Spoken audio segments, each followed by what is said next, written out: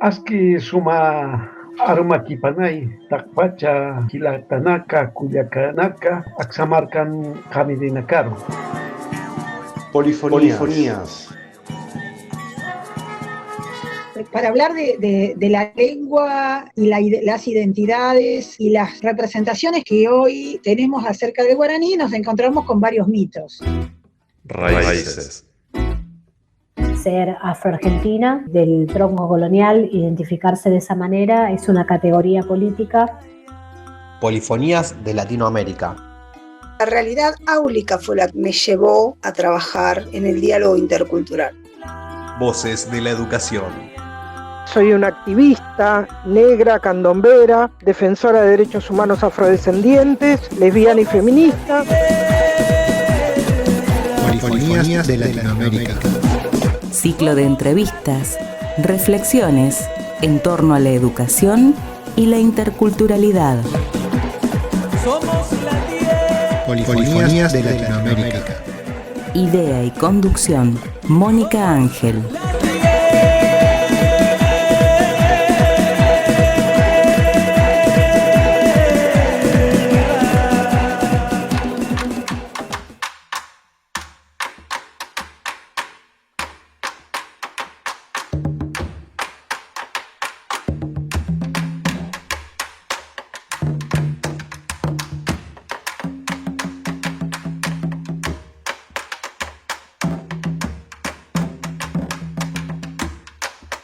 El ser afrodescendientes es un elemento, un aspecto para nosotros maravilloso que nos relinkea, nos revincula con nuestra historia en el continente africano, en el continente madre de donde nosotros descendemos, y que justamente esa historia debe ser recuperada.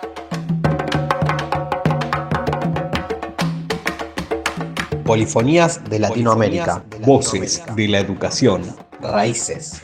Bienvenidos, bienvenides al programa de Polifonías de Latinoamérica, tercer ciclo. Hoy va a ser un programa muy especial, muy lindo, ya que tenemos dos invitados afrodescendientes: Carlos Álvarez, coordinador del Programa Nacional Afro, y a Alma Velázquez Huichulef. Ella es artista patagónica que también milita por los derechos de la población afro y la población mapuche, ya que ella se considera a sí misma una afro-mapuche.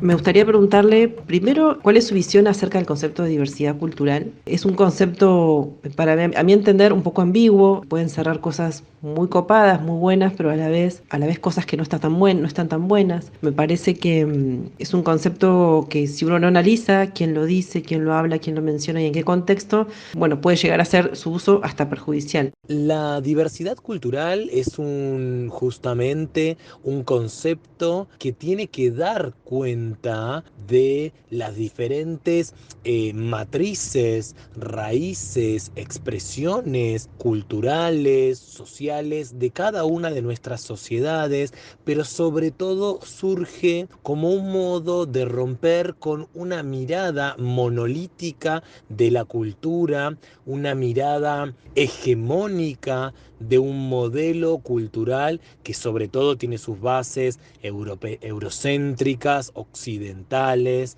en ese sentido.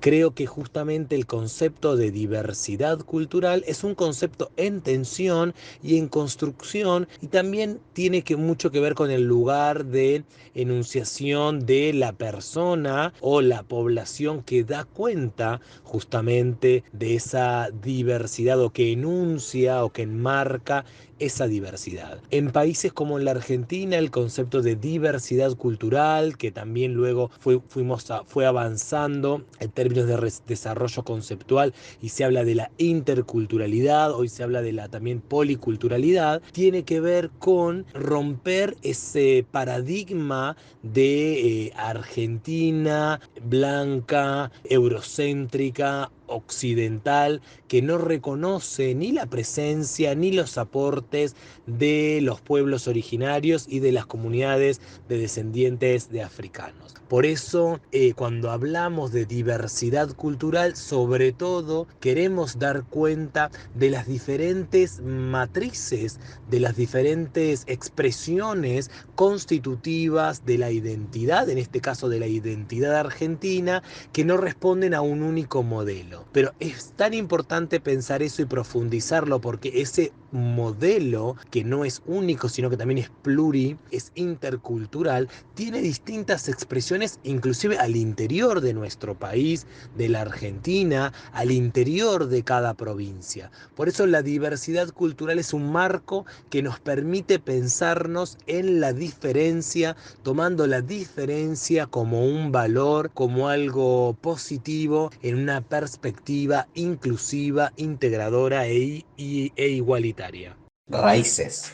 Por otro lado, me gustaría preguntar si es posible profundizar un poco acerca de esta idea de interseccionalidad en términos de esta combinación, ¿no? De esta intersección entre las identidades afro y las identidades de género y las orientaciones sexuales y la militancia con el movimiento LGBTIQ. Se nos hace muy difícil, por lo menos en el ámbito educativo, que es donde yo me manejo, poder pensar desde la interseccionalidad. Lo vivo con otros docentes, hacia mismo dentro de las aulas, ¿no? Se nos plantea, bueno, reconozcamos la diversidad, por eso mi pregunta anterior, pero a la vez se nos hace muy difícil dejar de compartimentalizar las identidades. Entonces, me gustaría saber si es posible pensar estrategias nuevas para pensar desde y hacia la interseccionalidad en el ámbito educativo. Ya sé que es una pregunta como re grande, pero algo que he llevado adelante yo y me ha servido en algunos aspectos es pensar, bueno, integralmente, ¿no? Desde en particular la educación sexual integral, desde el paradigma de la educación sexual integral. Me gustaría saber qué estrategias llevan adelante desde la dirección para pensar así, ¿no? Para pensar interseccionalmente. La interseccionalidad justamente nosotros la pensamos desde un marco institucional y político, no como la suma de las distintas diversidades o de los distintos sistemas y mecanismos de opresión que vivenciamos las personas, sino lo vemos como una perspectiva de análisis, pero una perspectiva de análisis que tiene que ver con nuestro buen vivir, una perspectiva de análisis que efectivamente toma cuerpo en nuestras realidades. Por eso, cuando hablamos de interseccionalidad, hablamos de todas esas variables que efectivamente, de todas esas variables, pero también de todas esas perspectivas que deben ser tenidas en cuenta a la hora de pensar las políticas públicas. El género, la orientación sexual y la expresión de género, la clase o la situación socioeconómica, la perspectiva étnico-racial, las personas que viven con discapacidad, y así podríamos, las generaciones, las personas que viven en el ámbito rural y urbano, y así podríamos ir sumando y visibilizando distintas perspectivas que transversalizan la vida de las personas y que hacen a los seres interseccionales. Yo creo que la interseccionalidad no es producto o no es exclusivo de ciertos cuerpos, de ciertas trayectorias, sino de la población en general. Dicho esto, creo que una mirada interseccional, sobre todo en el aula, en ese espacio tan rico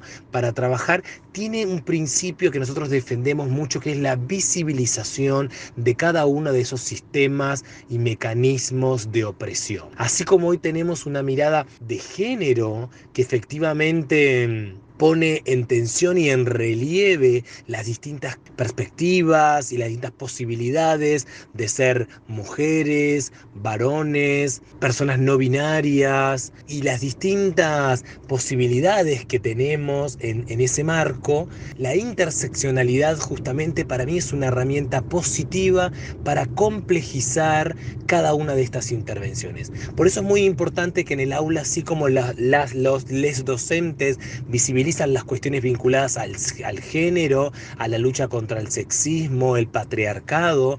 Es muy importante también visibilizar las distintas opresiones que vivencian los niños, las niñas, les niñes, les jóvenes, y ponerlas en relieve. Hablar de la interseccionalidad en términos de cómo una persona puede en su cuerpo vivenciar distintas opresiones, y lo fundamental que es visibilizar la perspectiva étnico-racial, sobre todo en una Argentina que siempre se piensa blanca y europea, y que todos descendemos de los barcos europeos que llegaron a mediados del siglo XIX, sino que justamente podamos pensar la interseccionalidad con el aporte de los afrodescendientes o los descendientes de africanos esclavizados, con el aporte de la diversidad de los pueblos originarios.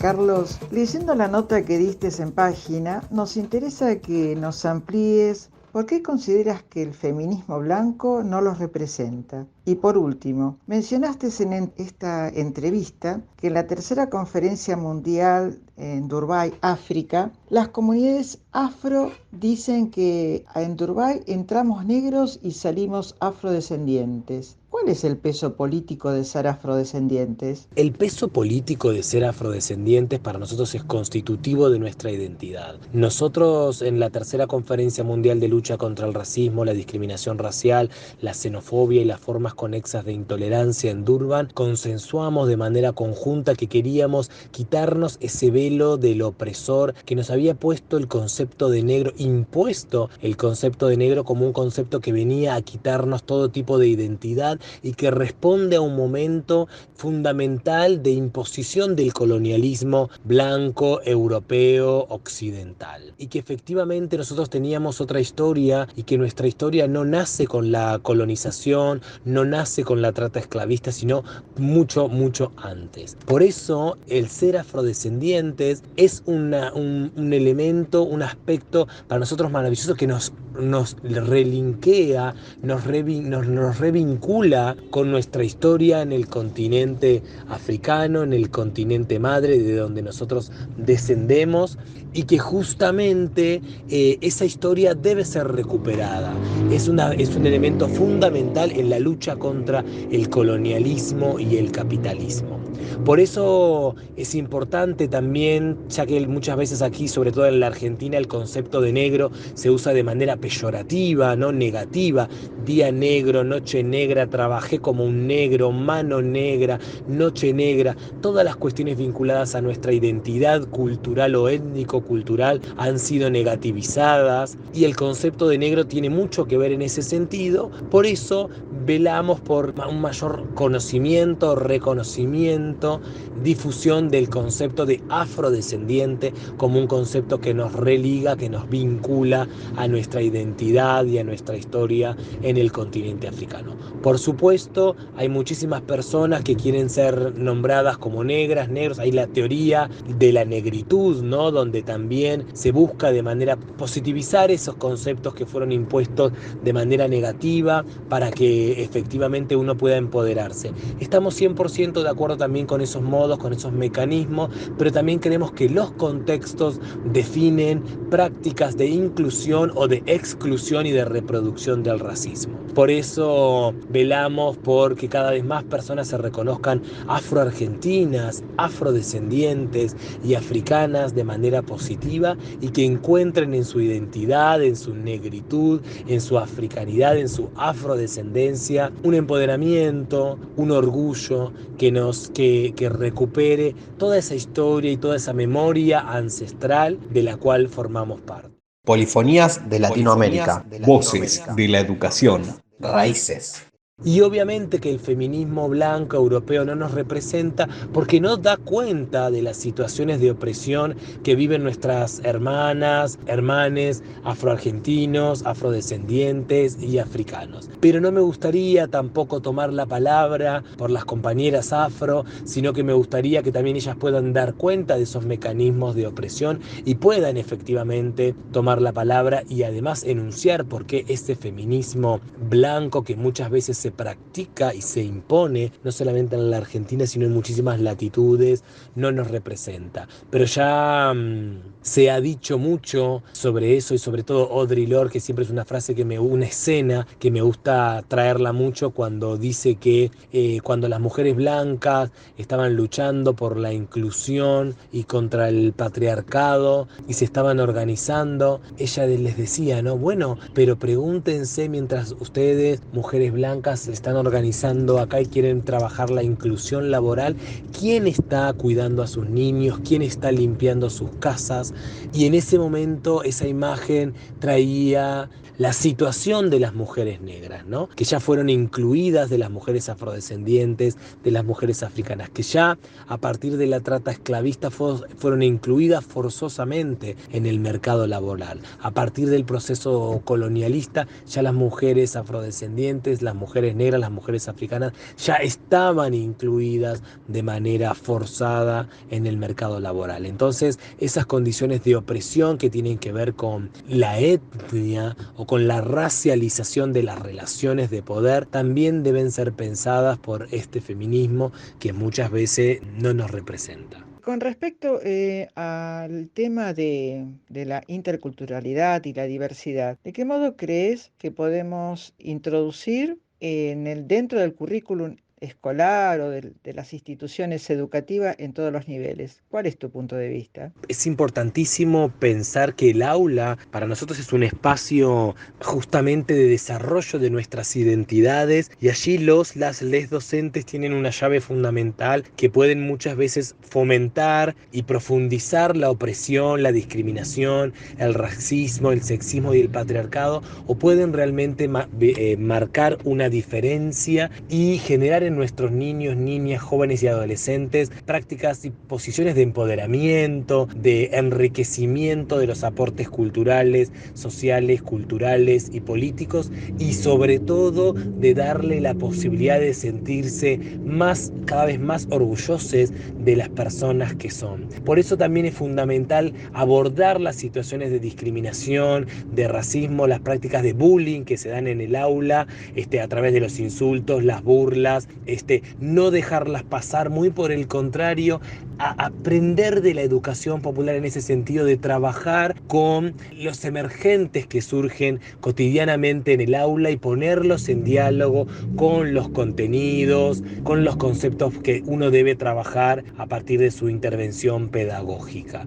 Por eso nosotros vemos que hoy los docentes tienen muchas estrategias, no solamente herramientas, sino muchas estrategias y posibilidades de trabajar en contra de esas matrices, de esos mecanismos de opresión, y muy por el contrario, brindarles a los estudiantes en el aula un espacio de construcción, de reconstrucción y de resignificación. Muchas veces se habla de resiliencia, de resignificación de nuestras identidades históricamente oprimidas. Carlos, pensando que no solo le podemos adjudicar a las instituciones educativas este rol de visibilizar y problematizar la cuestión afro, dentro de los organismos oficiales y organismos no gubernamentales, ¿qué nos podés comentar? Que vos sos, además de coordinador nacional del programa Afro, también sos un militante, ¿no? O sea, un activista dentro de lo que son los derechos humanos de la población afrodescendiente o afrodiaspórica. De la Secretaría de Derechos Humanos de la Nación,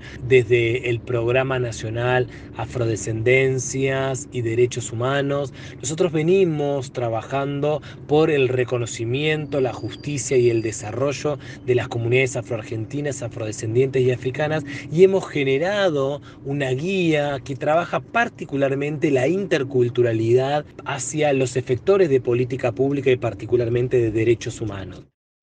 Polifonías. Soy Julieta Tacchini. Voces de la educación. Soy Victoria Massa. Raíces. Soy Xiomara Garzón. Continúa escuchando Polifonías de Latinoamérica.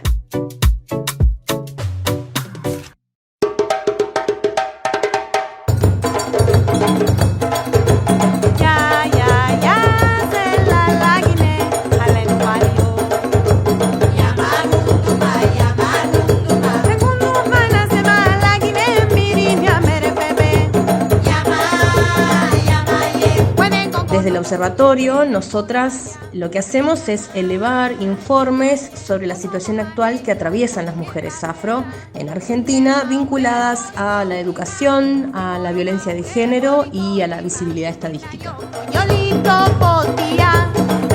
Polifonías de Latinoamérica, ciclo de entrevistas, reflexiones en torno a la educación y la interculturalidad. Como les había anticipado, en este segundo segmento del programa tenemos a Alma Velázquez, una artista afro-mapuche, que realmente es fascinante pensar esta combinación en donde detrás de sus propios pueblos hay una situación tal vez dramática, trágica en la historia, ¿no? Y también con mucha presencia en estos momentos a nivel latinoamericano de los pueblos originarios, cómo se están manifestando. Bienvenida, Alma. ¿Podés decirnos quién sos vos para Polifonías de Latinoamérica? Hola Mónica, ¿qué tal? ¿Cómo estás? Bueno, en principio quiero agradecerte por la invitación a este espacio que estuviste gestando y que llevas adelante. Para mí realmente es un placer. Soy Alma Velázquez Huichulef, soy artista, madre, afrodescendiente y mapuche, nacida en Puel Mapú, conocido actualmente como el territorio de la Patagonia Argentina, en una ciudad que se llama Esquel, que es muy conocida por el No a la Mina, que es un movimiento que impulsamos desde el año 2003 para que no ingrese la megaminería al territorio. Fui de las primeras generaciones en salir a las calles por esta causa. Me recibí de profesora de expresión corporal y me especialicé en danzas africanas en Guinea, en África, con el Ballet Nacional Yoliva, y también tuve la oportunidad de viajar por diferentes países de Latinoamérica para formarme y dictar clases. Tengo la suerte también de poder seguir esta formación con las referencias africanas que tenemos en Argentina. Particularmente estuve aprendiendo danzas de los grupos étnicos y difundo danzas de los grupos étnicos de la región de la costa oeste, particularmente de los grupos étnicos que se encuentran en Guinea y Senegal. También formo parte del área de género de la Comisión 8 de noviembre, Día Nacional de las Personas Afroargentinas y la Cultura Afro, y soy parte del observatorio de la Red de Mujeres Afro-Latinoamericanas, Afrocaribeñas y de la Diáspora. Esta red se creó a raíz del encuentro que hubo en el año 1993 en República Dominicana, donde al menos unas 400 mujeres afro se reunieron para empezar a crear estrategias de incidencia política y tratar las problemáticas racistas con perspectiva de género. Desde el observatorio, nosotras lo que hacemos es elevar informes sobre la situación actual que atraviesan las mujeres afro en Argentina, vinculadas a la educación, a la violencia de género y a la visibilidad estadística. Alma, muy importante todo lo que vas describiendo y esa multiplicidad de actividades político-educativas. Me interesa que vos puedas ampliar un poquito cuando hablas de identidades, que puedas describir cómo es el tema de este encuentro de identidades, cómo se amalgama, cómo se dialoga entre la cultura mapuche y la cultura afro-argentina, ¿no? O sea, si podés ampliar un poquito. Actualmente realizo varias actividades. En principio llevo adelante el Centro Nifaré, que es un proyecto pedagógico de difusión e investigación de arte y cultura africana, y del que nació la compañía Nifaré, que es un proyecto artístico multidisciplinario en donde ponemos en escena músicas, cantos y danzas, tanto de la costa oeste de África como las expresiones afrodescendientes de esta región. El trabajo que hacemos es a nivel federal. Impulsamos talleres, seminarios, formaciones profesionales y festivales para poder visibilizar tanto la cultura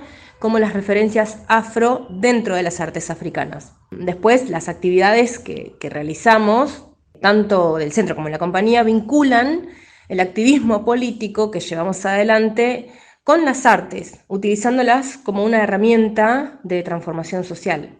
Raíces. Otras de las cuestiones que hacemos son eventos y conversatorios para poder sensibilizar y concientizar a la sociedad en general sobre las problemáticas que nos atraviesan, vinculadas a la cultura de la apropiación, a la construcción de las identidades y, por ejemplo, hace muy poquito realizamos el festival Yendo África en Tucumán, en la ciudad de San Javier, junto a la asociación Jeff Yelteranga, donde llevamos actividades de diferentes países. Tuvimos clases de danzas de Haití, de Uruguay, de Senegal, de Guinea, tanto de música como de danza, proyecciones audiovisuales, fiestas, junto con conversatorios con funcionarios de la Secretaría de Derechos Humanos, del Ministerio de Cultura, del Instituto Nacional de las Juventudes, para compartir qué es lo que se está haciendo dentro del Estado y poder llevarlo a los territorios, digamos, que la gente conozca un poco más cómo se está trabajando. También otra de las cosas que estamos haciendo en este momento es un trabajo articulado junto al Ministerio de Cultura de la Nación en un proyecto que se llama Encuentro de Saberes, donde se llevan actividades gratuitas a diferentes museos nacionales para compartir saberes ancestrales y la historia desde nuestra perspectiva. El seminario que en este momento estoy brindando se llama Despertando la Ancestralidad y viene a compartir un poco algunos marcos conceptuales vinculados a los feminismos negros y también a cuestiones de la danza, ¿sí? Cuestiones de danzas negras, que las mujeres que conozcan las danzas de las mujeres negras, particularmente del país de Guinea, y donde pretendemos llegar a la comunidad entera, a la sociedad. Primero agradecerte, Alma, por esto que nos venís comentando, un trabajo muy intenso y al haberte conocido cuando viniste a nuestra provincia, con esa pasión que has puesto en tu militancia, en tu hacer, en tu caminar, en esta necesidad de expresar lo que vos sentís y a la vez estudiar, investigar, es muy importante porque uno cuando ve a lo mejor a través del arte, como decís, el arte como una cuestión de transformación social, el arte cinematográfico o el arte pictórico siempre ha sido mostrado a la cultura afro casi en una situación de parodia, de ridículo, también en el cine argentino, en la época del esplendor de oro del cine argentino, la década del 50, el lugar que ocupaba el afro, ¿no? O sea, siempre un lugar subalterno de empleada doméstica o de mayordomo o el tonto. Entonces, considero que es un gran operativo hegemónico de siempre presentar a la humanidad como hegemónicamente blanca y desde una sola perspectiva. Entonces, por eso es valioso, aunque sea muy breve, tu participación en este programa. Dejamos abierto para un próximo encuentro en la cual puedas llegar, y dejo picando esta pregunta, ¿cómo llegas a congeniar lo que es tu ancestralidad mapuche junto con lo afro? Bueno, será hasta pronto y que sigas muy bien. Gracias.